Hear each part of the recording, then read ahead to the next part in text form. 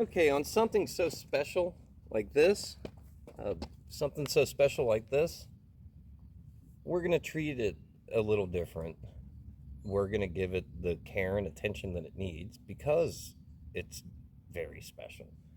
Um, Obviously, the seat comes off, all the leather pouches and tool bags, we took those off to be able to get in behind them. But then we also cover up all the electronics. We're very careful about that.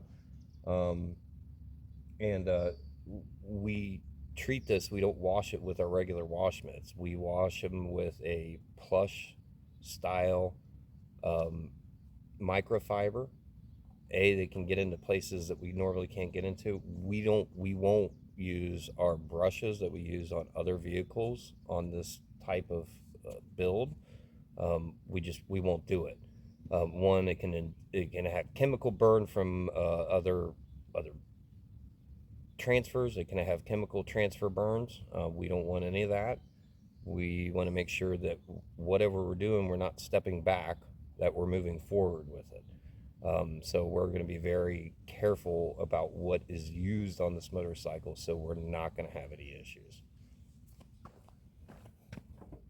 The other thing is when we're on this, we're going to have transfer through. So when we start to use an iron remover on the paint, which we will to help decontaminate the paint, this thing's probably got a lot of contamination in it.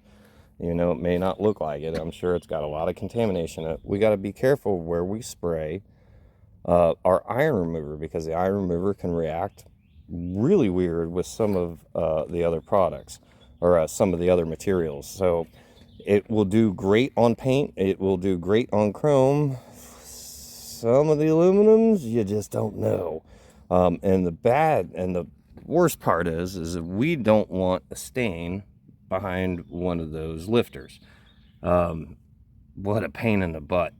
We have tools to get it. I can get it. We make it look beautiful. But, there's always a but. So we don't want any of those buts. We definitely want to get in there and clean.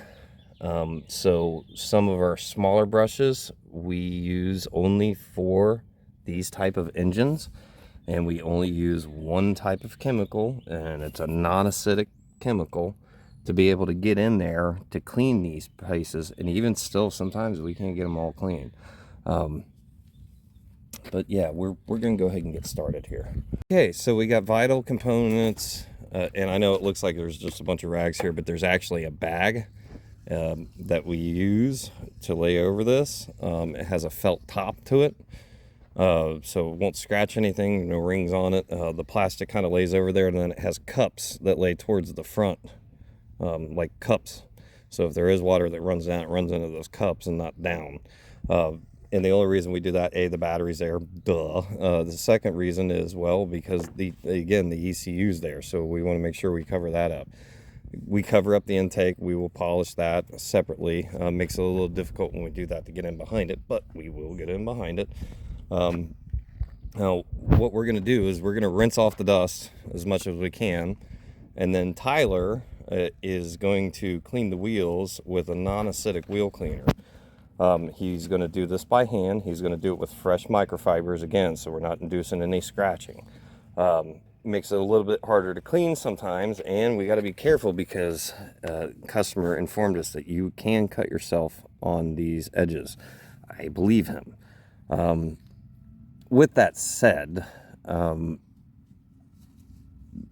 we want to be very careful. So the reason we're using non-acidic products is obviously it's a billet wheel. So this is like a bare aluminum wheel. There's no coating on it. There's no paint on it. There's no clear coat on it. There's no powder coating on it. It's just bare aluminum. Again, that's why they oxidize. They start to oxidize. And aluminum will oxidize even if it does have a coating on it. It just takes a lot longer for it to do that.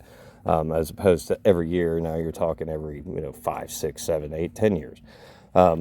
But if you use something on this wheel that has any type of acidity in it, it will dull the crap out of that wheel like that.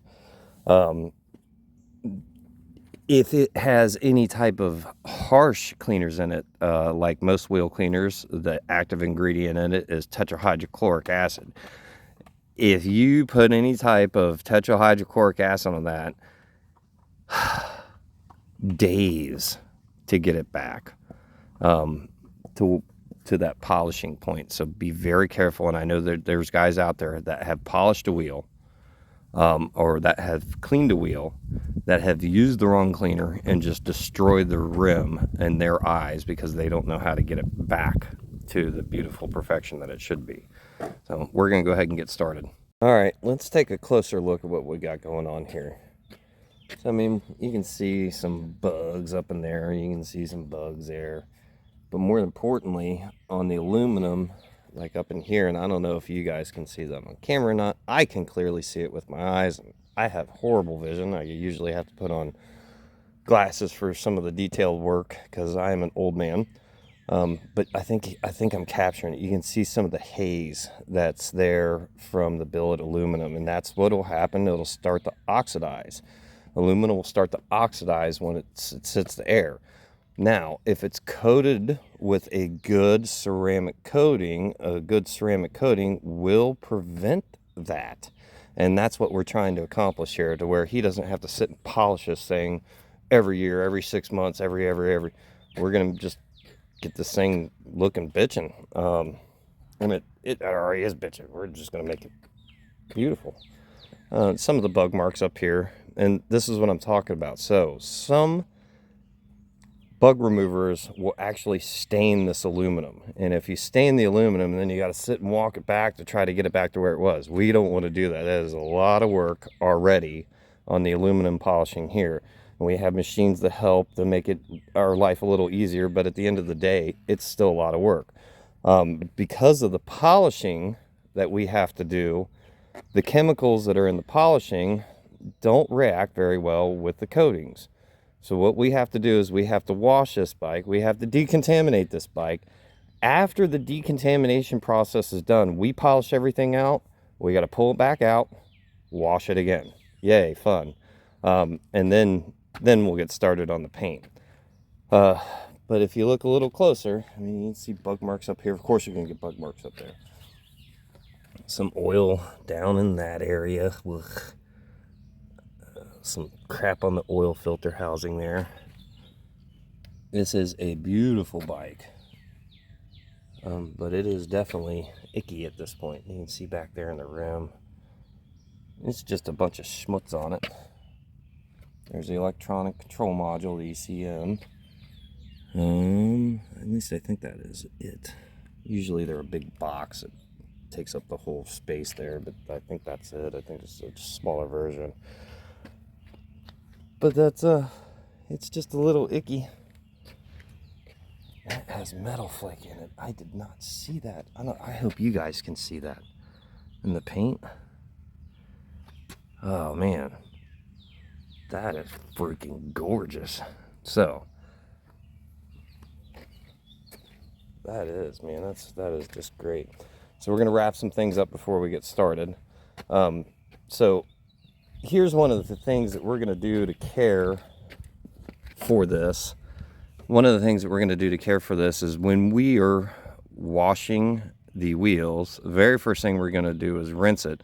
Second thing we're going to do is we're going to be careful about the type of soaps that we use on this type of aluminum. These things, billet aluminum is awesome, like Wells wheels, these type, killer. They look awesome. But if you sneeze on these things wrong, it'll give you an etching spot. Big pain in the ass. We're not going to do that. We're going to make sure that we wash them by hand. We're not going to have any chemical transfer from one vehicle to another. So on these wheels, we will use nothing but fresh microfibers, even though we're using our non-acidic wheel cleaner. We're still going to make sure that nothing gets on there except what should be on there.